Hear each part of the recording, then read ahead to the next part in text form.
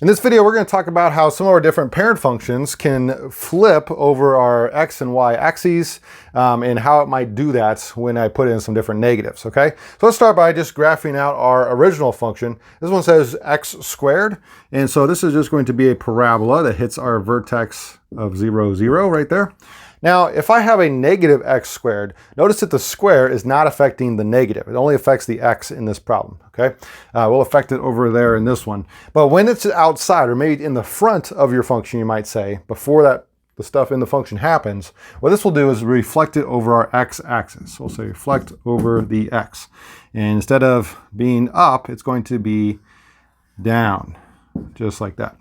All right, and then the last one that we have, compared to my normal x squared, like I had in the first one, if it's in parentheses negative x and then squared, this is going to reflect over our y. If you think about what would happen if I reflected over the y, it would just look the same as my original, okay? So this one is one where when you do reflection over your y-axis, you kind of just get the same thing because of the way that that shape is, all right?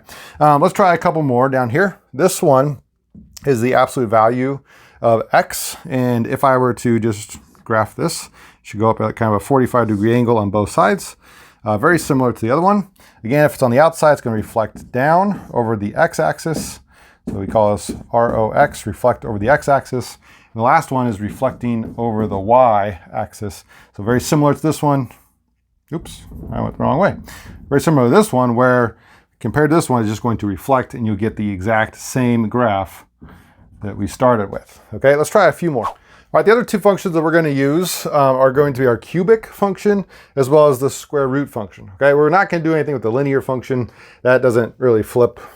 It just stays a line, right?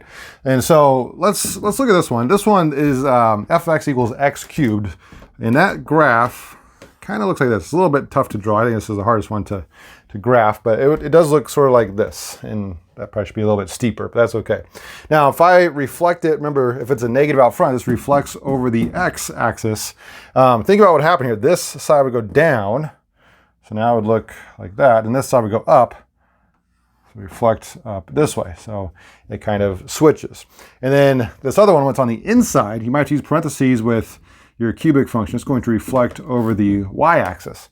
So here, that would also flip over there, and this side would flip over this way. So again, it would look the same as reflecting over the x, which is kind of interesting that the two reflections look the same compared to the original. All right, what about with your square root function? So again, if this is like f of x equals the square root of x, this function, when we talk about the function, in order to be a function, it has to pass the vertical line test. And so we do not include the bottom half of this function. Really, the square root is kind of like a parabola turned on its side, but in order to become a function, we cannot have that part of it. So most books do not include that. Anyway, when I go to reflect this over the x-axis, it's just going to be down here now, if that's my x.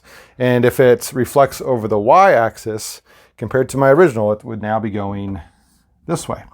All right, so when it comes to performing these reflections, think, is my negative sign in front of my function, or is it on the inside of the function? That'll tell you if you reflect over the x or if you reflect over the y.